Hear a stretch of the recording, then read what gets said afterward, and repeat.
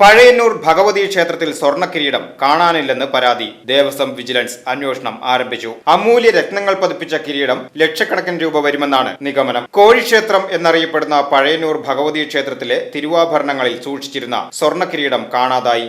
ഏകദേശം 15 ഗ്രാം തൂക്കം വരുന്നതും കല്ലുകൾ പതിപ്പിച്ചതുമായ ഈ കിരീടം ക്ഷേത്രത്തിൽ പുതിയതായി ചുമതലയേറ്റ ക്ഷേത്രം ഓഫീസർ സച്ചിൻ പണ്ടം പാത്ര രജിസ്റ്റർ പരിശോധിക്കുന്നതിനിടെയാണ് നഷ്ടപ്പെട്ടതായി കണ്ടെത്തിയത്. അമൂല്യ രത്നങ്ങൾ പതിപ്പിച്ച കിരീടം ലക്ഷക്കണക്കിന് രൂപ വില വരുമെന്നാണ് നിഗമനം. പുതിയ ദേവസ്വം ഓഫീസർമാർ ചുമതലയേൽക്കുമ്പോൾ ക്ഷേത്രത്തിലെ സ്ഥാവര ജംഗമ വസ്തുക്കളും രേഖകളും പരിശോധിക്കുന്നത് പതിവാണ്. ഈ നടപടിക്രമത്തിന്റെ ഭാഗമായി ദേവസ്വം ഗോൾഡ് അപ്രൈസർ കണക്കുകൾ തിട്ടപ്പെടുത്തിയപ്പോഴാണ് രജിസ്റ്ററിലുള്ള സ്വർണ്ണ കിരീടം കാണുന്നില്ലെന്ന് വ്യക്തമായത്. സംഭവത്തെ തുടർന്ന് ദേവസ്വം ഓഫീസർ സച്ചിൻ നൽകിയ പരാതിയിൽ ദേവസ്വം വിജിലൻസ് ക്ഷേത്രത്തിൽ നേരിട്ടെത്തി അന്വേഷണം ആരംഭിച്ചു. നിലവിൽ ക്ഷേത്രത്തിലുണ്ടായിരുന്ന ഓഫീസർ അവധിയിൽ പ്രവേശിച്ചതിനെ തുടർന്നാണ് സച്ചിനെ പുതിയ ഓഫീസറായി ദേവസ്വം നിയമിച്ചത്.